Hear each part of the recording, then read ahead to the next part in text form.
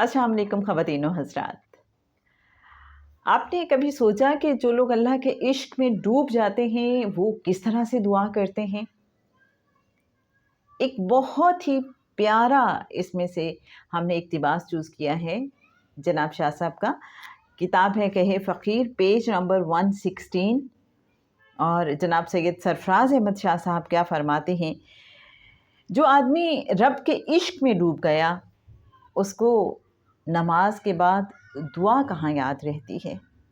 وہ دعا کے لیے ہاتھ تو اٹھاتا ہے یہ سوچ کر کہ رب سے دنیا مانگوں، لیکن اسے سب بھول جاتا ہے۔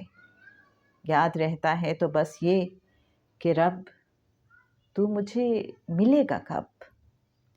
دراصل وہ نماز کی روح کو سمجھ کر نماز ادا کر رہا ہے، وہ کلیتاً رب کے حضور نماز میں ڈوب کر کھڑا ہے اور دعا کے وقت وہ رب کو مانگتا ہے، اس کی ملاقات کا سوال کرتا ہے اور ایسی ہی گفتگو کرتا ہے۔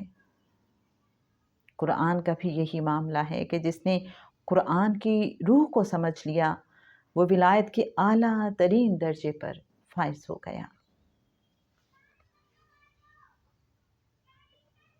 تو جناب یہ تھی مختصر سی گفتگو کہ جو اللہ کے عشق میں ڈوب جاتے ہیں پھر انہیں کوئی اور بات یاد نہیں رہتی، انہیں یاد رہتا ہے تو بس رب سے رب کو مانگنا۔